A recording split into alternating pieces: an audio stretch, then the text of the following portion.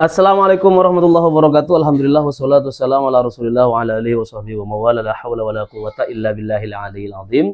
Teman-teman studio politik dimanapun berada, alhamdulillah hari ini kita diberikan kesehatan. Semuanya semoga diberikan kesehatan, lancar, diluaskan rezekinya oleh Allah Subhanahu wa taala. Jangan lupa untuk terus membumikan sholawat kepada baginda Nabi besar Nabi Muhammad sallallahu alaihi wasallam, sallallahu ala Muhammad, sallallahu ala Muhammad, sallallahu ala Muhammad.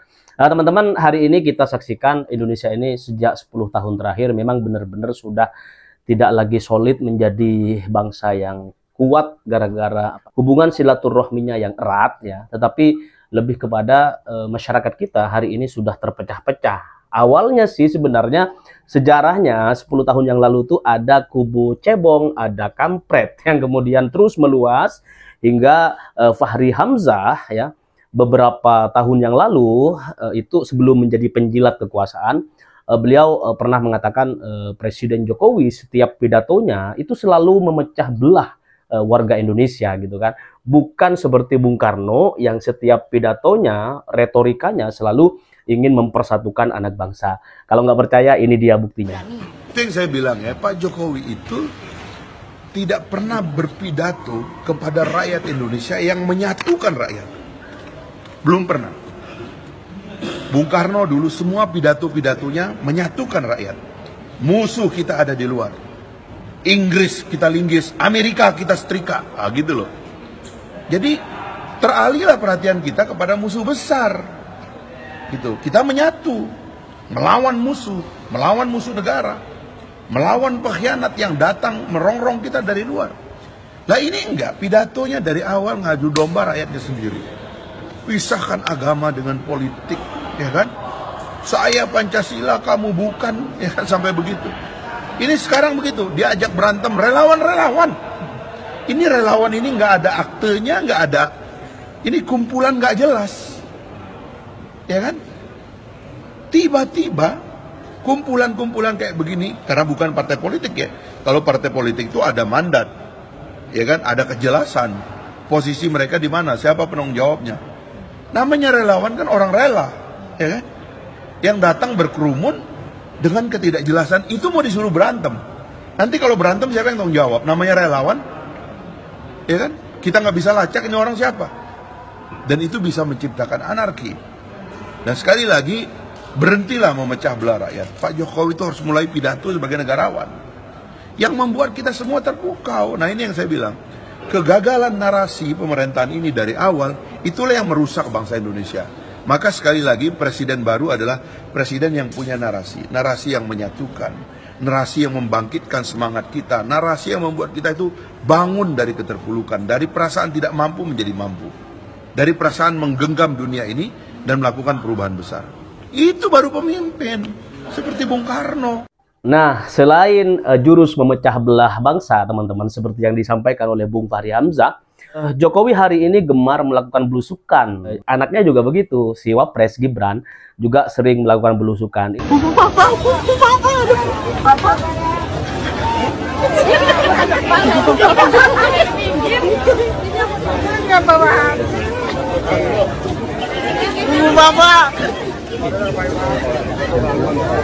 Ayo Pak, ya Pak, Bapak.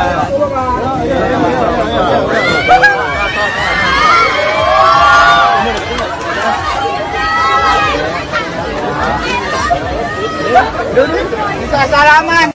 Tokoh kita, tokoh-tokoh politik ada yang mengatakan jangan sampai ada matahari kembar. Nah, kalau kembarnya dua, sebatas misalnya Jokowi dengan Prabowo, itu nggak masalah. Tetapi sekarang teman-teman, studio politik sedikit lebih jauh beranggapan, menduga bahwa Indonesia ini tidak kembar dua, tetapi kembar tiga, ya kan?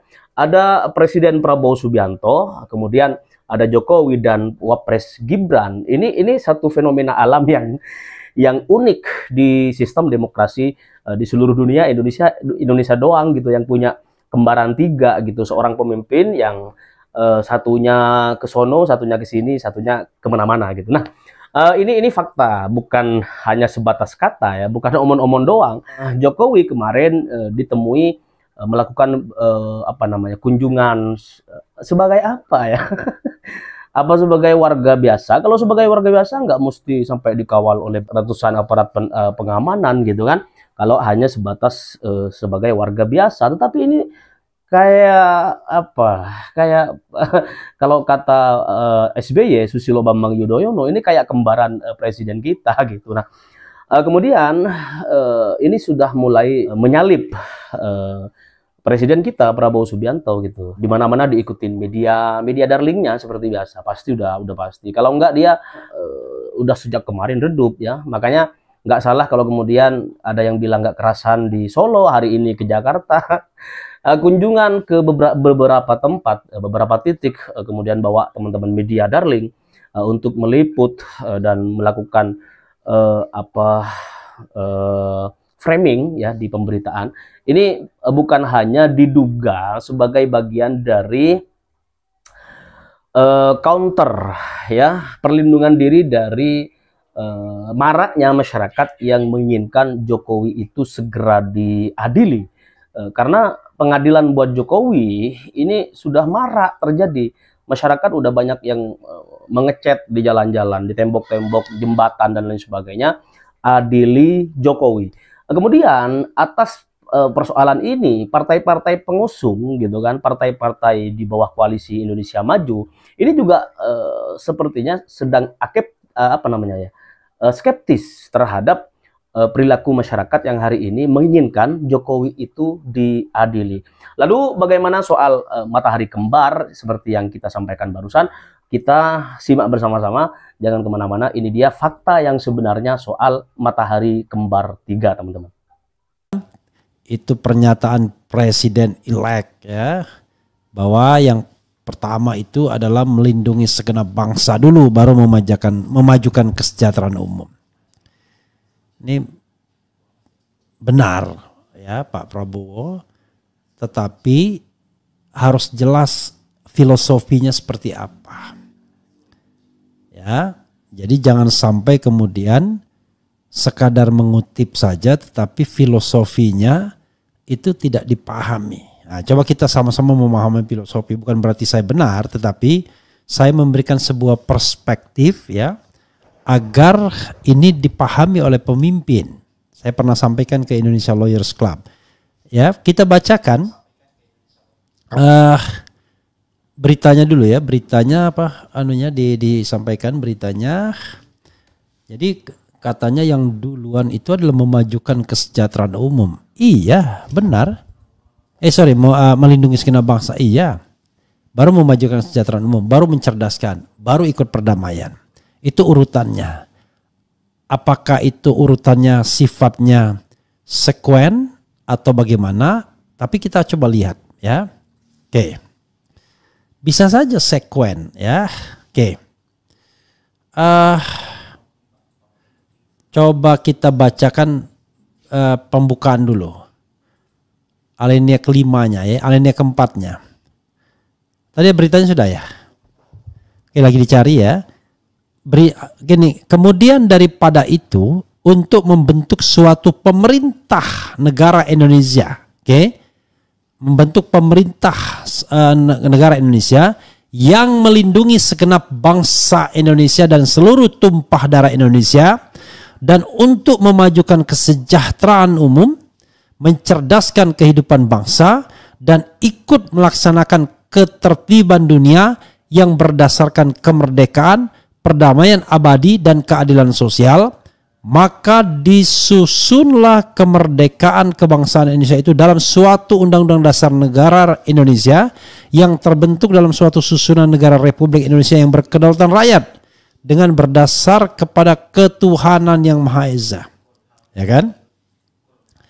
Jadi ya, setelah merdeka kita membentuk suatu pemerintah.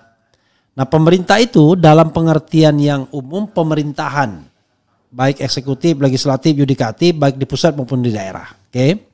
Tapi dalam arti yang sempit, pemerintah itu adalah eksekutif yang dipimpin oleh seorang presiden. Maka di situ untuk membentuk pemerintah negara Indonesia. Makanya saya katakan yang pertama kali harus berpancasila itu adalah pemerintah.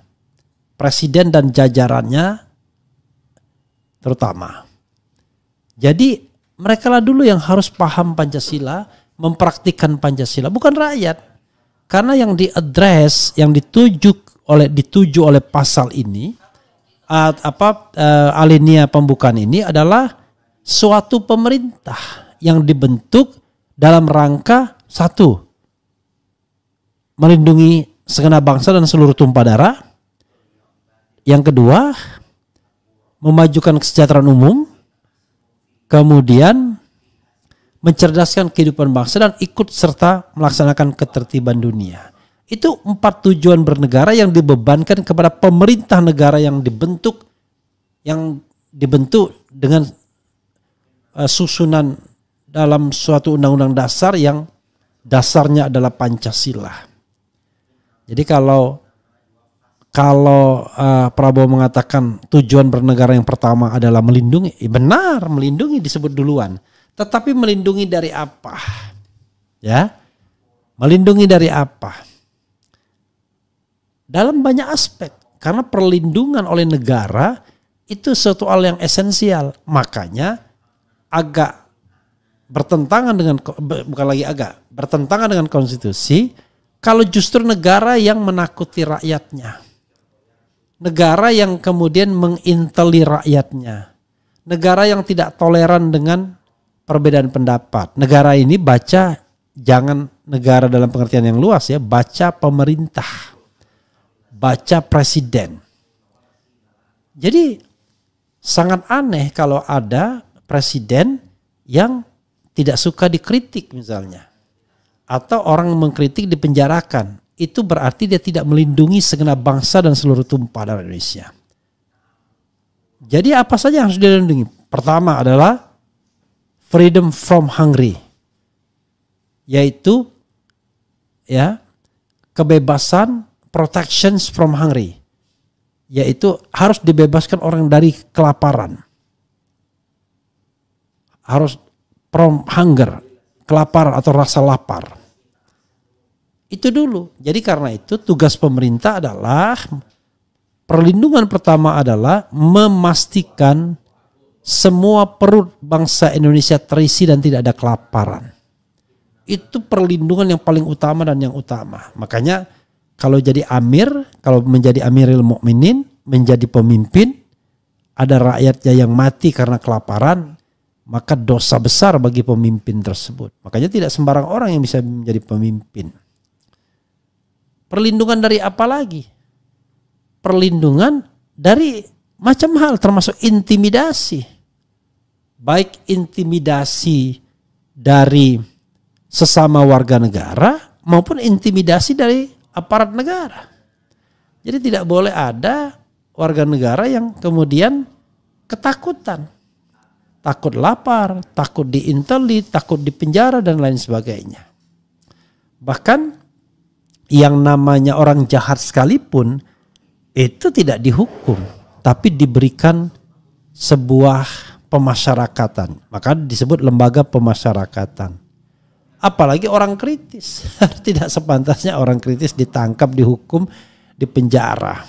Ada orang yang membuat buku tentang ijazah yang diragukan keasliannya. Loh kok ditangkap, dipenjara? Kan harusnya diverifikasi benar atau tidak. Itu kan hak dia. Jadi untuk melindungi segenap bangsa dan seluruh tumpah darah itu, ya negara memberikan perlindungan. Anda boleh menyampaikan pendapat. Tapi pendapat Anda ya tidak boleh kemudian mengganggu warga negara lainnya secara langsung. Secara langsung ya. Kedua, ya boleh kritik negara tapi tidak boleh merusak fasilitas negara. Itu benar. Karena itu saya mengatakan yang namanya presiden itu cuma jabatan benda mati. Presidennya remains tapi pengisinya bisa Jokowi, bisa Prabowo, bisa SBY, bisa Mega, bisa berbeda-beda. Jadi kalau kita sekarang mengkritik presiden bukan berarti kita mengkritik pribadi Jokowi. Saya tidak peduli Jokowi itu siapa, misalnya bapak 2 anak dan lain sebagainya. Saya peduli kalau dia presiden if he is not president anymore, nggak ada urusan. Misal, ya, bagaimana kalau seandainya Jokowi pensiun, tapi most of the time dia mengontrol Prabowo. Apa yang saya atau kita lakukan? Siapa yang akan kita kritik? Jokowinya atau Prabowo-nya? Jokowi yang cawe-cawe dengan Prabowo atau Prabowo yang harus kita kritik? Nah, saya akan mengatakan yang harus kita kritik Prabowo-nya. Kenapa begitu? Karena Jokowi tidak lagi berkuasa. Jadi tidak ada urusan. Tapi kan dia cawe-cawe. Iya. Tapi yang memegang kekuasaan Prabowo. Kenapa dia lemah? Bisa dicawe-cawein. Bisa dikendalikan. Jadi fokus kita terhadap pemerintahannya. Bukan kepada orang yang tidak lagi memerintah. Itu soalnya. Nah, ini banyak orang kemudian mengaitkan. Seolah-olah tidak suka. Enggak. Begitu Jokowi dinyatakan bukan lagi presiden, ya, he is not important anymore. Tapi bagaimana kalau dia jadi ketua DPR? Dia masih menjadi pejabat publik. Kita berhak mengkritiknya. Tapi kalau dia sudah pulang ke Colomadu sana, kemudian menikmati hari tua, tidak cawe-cawe urusan negara, nggak berhak kita mengkritiknya lagi sebagai pemimpin. Tapi kalau meminta pertanggungjawabannya ketika menjabat, ya itu boleh, karena tidak boleh orang yang namanya going impunity, ya, tidak bisa dihukum kalau memang ada kesalahan. Tapi kritik sebagai penguasa selesai. Tapi pertanggungjawaban hukum itu nggak ada urusan dengan jabatan. Anda mau menjabat, tidak menjabat, kalau ada pertanggungjawaban hukum ya bisa dituntut. Begitu ya cara berpikir paradigmatiknya. Karena itu ini tidak hanya bicara mengenai kontur pertahanan dan keamanan. Seolah-olah melindungi segenap bangsa itu hanya dari serangan luar. Yang enggak begitu. Justru puluhan tahun bisa jadi serangan itu tidak pernah terjadi. Tapi rasa kelaparan, ya, wabah penyakit dan lain sebagainya, itu yang lebih real yang terjadi di masyarakat. Dan itu sudah terjadi. Karena itu tugas negara untuk melindunginya. Ada wabah misalnya, ya tugas negara untuk melindungi warga negara agar tidak terkena wabah. Itu pengertian melindungi segenap bangsa dan seluruh tumpah darah. Jangan berpikir bahwa itu hanya soal membentuk postur militer, kemudian membangun pertahanan dari serangan luar, itu melindungi segenap bangsa dan tidak hanya sekedar itu. Kalau itu sebuah ancaman yang tidak suddenly, ancaman yang belum tentu terjadi setiap saat, tapi kelaparan, ketakutan, intimidasi, kemudian kekerasan, apalagi itu yang real di masyarakat, dan itulah yang kemudian kita butuh perlindungan. Dari premanisme misalnya, negara harus hadir di situ. Jangan sampai mendapatkan keadilan, tanahnya misalnya dirampas, itu makna perlindungan. Nah, saya nggak paham apakah Prabowo Subianto berpikir seperti itu, ataukah dia berpikir bahwa melindungi itu adalah negara harus strong, beli pesawat terbang, membuat militer yang tangguh, dan kemudian protect this country. Untuk protect this country tersebut boleh menindas rakyat, boleh membungkam kebebasan berbicara. Itu namanya bukan melindungi segenap bangsa dan seluruh tumpah darah Indonesia. Ya, karena yang dituju diadres itu adalah pemerintah yang harus melindungi segenap bangsa, ya. Nah, memastikan tidak ada serangan dari luar, bahwa negara itu kuat, itu salah satu aspek perlindungan. Jadi warga negara merasa nyaman. Tapi justru dalam kehidupan sehari-hari bukan serangan dari luar yang paling ditakutkan, justru serangan dari pemerintah sendiri, pemerintah yang abai, pemerintah yang tidak bertanggung jawab, pemerintah yang zalim, pemerintah yang sebentar-sebentar main tangkap dan lain sebagainya. Ini paradigma berpikirnya. Gak gampang ya jadi penguasa. Memang enggak, karena itu hanya orang-orang yang terpilih, yang hebat saja yang bisa jadi penguasa, ya. Saya tidak berpikir jadi penguasa karena tidak gampang jadi penguasa itu, ya. Ini ada dua berita yang menarik misalnya. Prabowo, buat apa bangun bandara, jalan raya kalau negara tidak aman? Dia hanya bicara soal aspek security. Bukan hanya begitu melindungi segenap bangsa itu. Bahkan ancaman terbesar dari warga negara kadang-kadang negara itu sendiri, pemerintahnya sendiri. Itu yang paling bahaya justru. Ancaman terbesarnya. Pemerintah yang korup, pemerintah yang tidak mengalokasikan anggaran secara proper untuk kehidupan rakyat. Negara yang melindungi konglomerat tetapi tidak melindungi masyarakat banyak dan lain sebagainya. Ya. Jadi begitu. Untuk apa bangun kereta cepat dan jalan kalau negara tidak aman, podoa ini ya. Jadi tidak bisa didikotomikan. Jadi itulah tugas negara, tugas pemerintah. Nah, sekarang bisa dikatakan kalau kita letakkan perlindungan itu dalam hal ekonomi, maka terpenuhnya basic need. Basic need itu adalah pangan, sandang, papan. Itu basic need baru. Oke, tapi itu belum kategori orang sejahtera. Bisa makan, bisa tidur, karena ada perumahan. It doesn't mean bahwa orang sudah sejahtera. Kesejahteraan itu tidak hanya itu ukurannya. Kesejahteraan itu ada pendidikan di sana, ada yang namanya fasilitas untuk mengasah jiwa misalnya ya. Kesenian, kebudayaan dan lain sebagainya. Itulah kemudian orang bisa sejahtera. Jadi sejahtera itu tidak hanya sandang, pangan dan papan. Sandang, pangan dan papan itu baru tadi ya, bebas dari rasa lapar, freedom from hungry. Tapi untuk sejahtera not enough. Kita harus lebih. Oke? Nah, karena itu begitu kita sejahtera dan cerdas, itu bisa along with, bisa jalan bersama. Ya. Lalu dengan ikut melindungi perdamaian dunia juga bisa jalan sama. Sebenarnya tidak sekuensial ketat begitu.